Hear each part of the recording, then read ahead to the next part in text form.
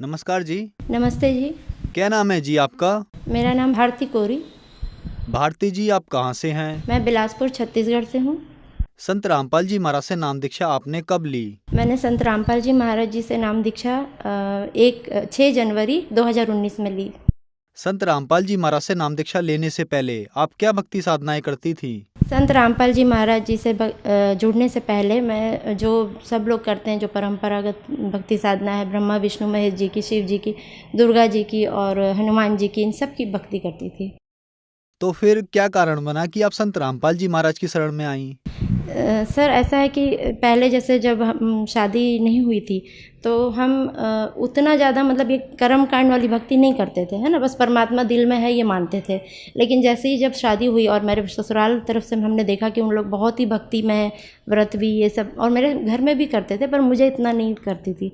लेकिन जैसे ही शादी हुई उसके बाद से इतनी लाइफ में प्रॉब्लम चालू हुई, इतनी ज़्यादा कि मतलब ये 18-20 साल ऐसे गए हैं कि तकलीफ़ ही तकलीफ़, हर तरफ से तकलीफ़। और उसके बाद मुझे भक्ति की तरफ बढ़ गई मैं, मतलब है ना, जैसे दुर्गा जी के 9 दिन के व्रत करना, कौन सी ऐसी चीज़ है सर जो हमने नहीं करी। चाहे आप बोलिए A to Z भक्ति जो होती है ना, हमने पूरी की है। हर देवी देवता के शरण में हम गए हैं, मंदिर मंदिर भटके हैं हमने। मंगलवार को, शनिवार को हनुमान जी में जाके प्रसाद चढ़ा रहे हैं, चोला चढ़ा रहे हैं, कहीं दुर्गा जी के 9 दिन के व्रत करके रतनपुर में जा रहे हैं। मतलब बहुत कठिन से कठिन जो भक्ति होती है ना, सुबह 5 बजे उठ के सूरज भगवान को जल दे रहे हैं, पेड़ों की तक पूजा कर डाली, 5 पेड़ लगा के उनको गमले में, उनकी रोज सरसों का तेल जलाई, हर तरह की भक्ति कर चुकी थी। और इससे मेरी समस्या कम होने के बजाय बढ़ते चली जा रही थी। मतलब मुझे आश्चर्य होता था कि हमने किसी का कुछ बिगाड़ा नहीं है, ना किसी का हम बुरा सोचते हैं, पर मेरी लाइफ में इतनी स्ट्रगल्स क्यों आ रही है।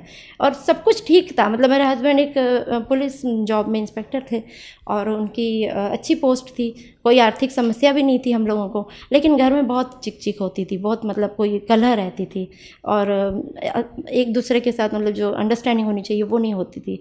उसके बाद फिर वो जब उनकी परेशानी बढ़ी, मतलब जैसे उनको बीमार हुए, वो उनको हार्ट अटैक आया था, तो उसके बाद से उनकी सेहत गिरती चली गई। और उसके बाद मेरे माता पिता एक्सपायर हो गए। अब जब मेरे माता पिता एक्सपायर हुए, यहाँ पर हस्बैंड बीमार हो गए, हम लोग आर्थिक रूप से भी बहुत परेशान थे और कोई कहीं से कोई सपोर्ट भी नहीं था। उसके बाद हस्बैंड की भी डेथ हो गई। जब उनकी डेथ हुई तो हम तो बिल्कुल ही बेहद बेसहारा हो गए, क्योंकि मेरे साथ मेरे 2 बच्चे हैं, मेरे बेटा और बेटी और मैं, और हम 3 के अलावा हमारा मतलब ऐसा लगता था कि जैसे दुनिया में कोई है ही नहीं, क्योंकि कोई हमें पूछने वाला नहीं था, कोई हमें मतलब किसी एक पैसे की मदद नहीं कर रहा था। जबकि सब जानते थे कि ये लोग 8 साल से जो आर्थिक उससे जूझ रहे हैं, वो चीज़ के लिए हमें कोई हेल्प कहीं से नहीं मिली, किसी ने नहीं की। हमें एक्सपायर हो गए। उसके बाद से तो जैसे कि हम लोग के ऊपर पहाड़ टूट पड़ा, क्योंकि हम जानते हैं कि हमारा इस दुनिया में मेरे पति के सिवा तो कोई था ही नहीं अब। तो बिल्कुल ही अकेले हो गए और आर्थिक रूप से इतने कमज़ोर हो गए थे कि 0 बैंक बैलेंस था, कुछ नहीं था हम लोगों के पास, कर्ज में डूब चुके थे पूरी तरह, है ना। इसके बाद मेंटल मॉरल सपोर्ट तक नहीं था किसी का हमारे पास।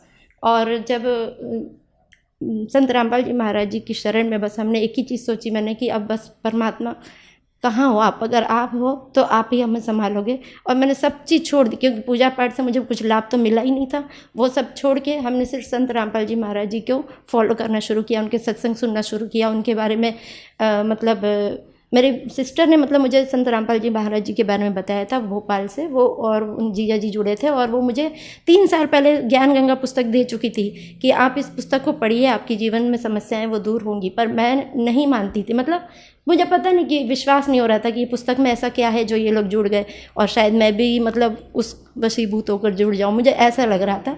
तो मैं उस वजह से उसको हाथ नहीं लगाती थी। लेकिन जब परेशानी बहुत बढ़ी तो अचानक, जैसे मैं बम्बई की, मेरी सिस्टर, मेरा मायका बम्बई में ही है, तो मेरी बहन और हम ऐसे ही चले गए कि नामदान केंद्र जाकर आते हैं, और उन्होंने भी थोड़ा सत्संग सुने तो बोला नहीं, ज्ञान बहुत अच्छा है, सुनना चाहिए। तो थोड़ा समझा और नामदान केंद्र गए और संत रामपाल जी महाराज जी से नाम दीक्षा ली। जैसा कि आपके बताए अनुसार आप पर दुखों का पहाड़ टूटा हुआ था, तो क्या संत रामपाल जी महाराज से नाम दीक्षा लेने के बाद आपको लाभ मिले?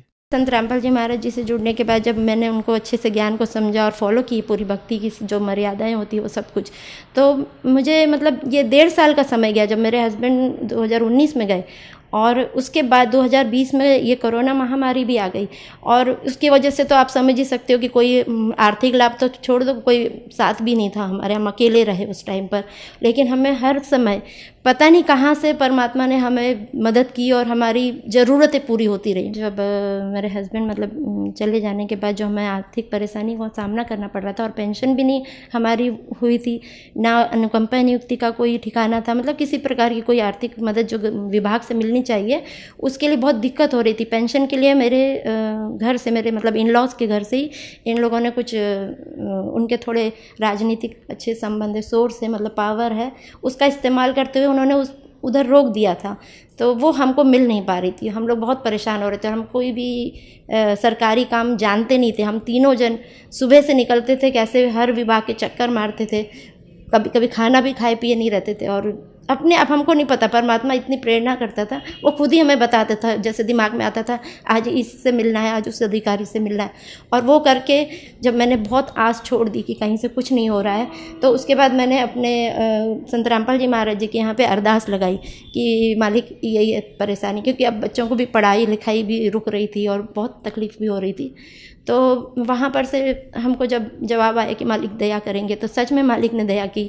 मुझे घर बैठे, आप यकीन नहीं करेंगे, मुझे घर बैठे पता चला कि स्पंदन सेल कुछ होता है पुलिस विभाग में, जहाँ पे हमको अपनी कंप्लेन देनी रहती है, वहाँ पे कंप्लेन दी। मेरा इतने जल्दी डीजी सर ने खुद आगे होके इतने जल्दी मेरा पूरा मामला को बहुत जल्दी, बहुत 15 दिन के अंदर मुझे सब कुछ पूरा निपटा के दिया। पेंशन भी मिली, मुझे अनुकंपा नियुक्ति मिली। आज मैं भी पुलिस विभाग में एसआई के उसमें पोस्ट पे काम कर रही हूँ। अनुकंपा नियुक्ति मिली है मुझे मेरे पति के स्थान पर, और आज हम लोग अपना सर उठा के मतलब अपने पैरों पे खड़े हैं, जी रहे हैं अच्छे से। संत रामपाल जी महाराज जी की दया से ये सब कुछ हुआ है, ये चमत्कार। और शारीरिक लाभ तो हुए ही हैं, जैसे बीच में हमको कोरोना हो गया था, तो जब कोरोना हुआ हम तीनों को और एक साथ हुआ, तो हम लोग एक दूसरे की देखभाल भी नहीं कर पा रहे थे, ना पानी देने वाला तक कोई नहीं था। ऐसे समय में हम परमात्मा को याद करते थे कि मालिक बस आपकी मर्जी, जैसी आपकी मर्जी। तो परमात्मा की दया से बस एक व्हाट्सएप पे मैसेज बस मैंने डाला था एक भगतमती को कि बीमार हूँ, और ये भी नहीं बताया था कि कोरोना है, पर वो भगतमती ने पता नहीं कहाँ बताया, और जो संत रामपाल जी महाराज जी हैं उन लोगों ने घर पे, परमात्मा ने मतलब संत रामपाल जी महाराज जी की दया से घर पर हमारे भोजन पहुंचाए, हमारी दवाई पहुंचाई, हमारे लिए फल फ्रूट पहुंचाए, हमारा पूरा ध्यान रखा। जब तक हम ठीक नहीं हो तब तक हमें फ़ोन आके सब पूछते थे कि आज मतलब आपने भोजन किया है कि नहीं, आपका सेहत कैसी है। तो ये तो मालिक ही कर सकते ना। संत रामपाल जी महाराज से नाम दीक्षा लेने के बाद आपको बहुत सारे लाभ प्राप्त हुए। संत रामपाल जी महाराज के बारे में एक आम धारणा ये भी है कि उनसे उनके अनुयायी अंधश्रद्धा के तहत जुड़ते हैं। आप एएसआई हैं, एएसआई की पोस्ट पर काम कर रही हैं, तो क्या ये बात सही है? क्योंकि आपको सुनकर ऐसा नहीं लगता कि आप संत रामपाल जी महाराज से अंधश्रद्धा के तहत जुड़ी हों। नहीं, अंधश्रद्धा से हम नहीं जुड़े हैं, क्योंकि श्रद्धा और भक्ति तो हमने बहुत कर ली थी, है ना। लेकिन जब हमने ये ज्ञान समझा, ज्ञान से जुड़े हैं हम। जब हमने ज्ञान समझा, हमारे तो पैरों तले जमीन खिसक गई, क्योंकि हमें पता चला कि हम जो भक्ति साधना करें, हम सोचते थे हम भगवान को कर्ज करते हैं। ज़्यादातर लोग भगवान को ब्लेम करते हैं कि हम ये कर रहे हैं, वो कर रहे हैं, भगवान है ही नहीं, पर भगवान तो है ही नहीं। लेकिन हमें जब यही संत रामपाल जी महाराज जी ने हमारे सदग्रंथों से ये बताया हमें कि हमारे ग्रंथों में लिखा हुआ है कि हम जो भक्ति कर रहे हैं वो शास्त्र विरुद्ध है, इसलिए हमको लाभ कहाँ से होंगे, हम कुछ गलत कर रहे हैं जो हमें नहीं करना चाहिए। और उन्होंने हमें बताया कि परमात्मा कौन है, कैसे मिलेगा, उनको पाने की विधि क्या है, उनको पाने का सही भक्ति विधि क्या है, मोक्ष का मार्ग क्या है। जब ये पता चला तो ये तो दुख जो हमारे थे वो तो चलो साथ चल रहे थे, मगर हमारे तो जैसे कांटो बदन में बोलते ना, खून नहीं, ये समझ में आया कि अरे हम तो बहुत ही गलत भी कर रहे थे इसके साथ साथ, इसीलिए तकलीफें इतनी बढ़ रही थी।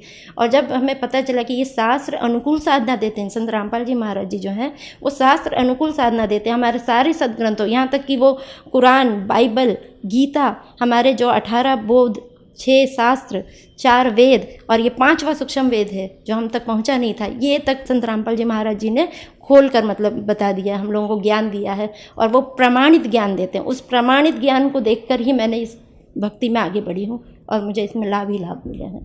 संत रामपाल जी महाराज से नाम दीक्षा कैसे ली जा सकती है? संत रामपाल जी महाराज जी से नाम दीक्षा बड़ी आसानी से मिल जाती है, वो भी बिना मतलब किसी पैसों के निःशुल्क शिक्षा मिल जाएगी। जो सत्संग चलते हैं संत रामपाल जी महाराज जी के चैनल पर, उसमें नीचे पट्टी चलती है पीली, उस पर सारे फ़ोन नंबर्स लिखे रहते हैं, उन पर कॉल करके नामदान केंद्रों के बारे में आप जान सकते हैं और ले सकते हैं नाम दीक्षा। धन्यवाद जी। धन्यवाद।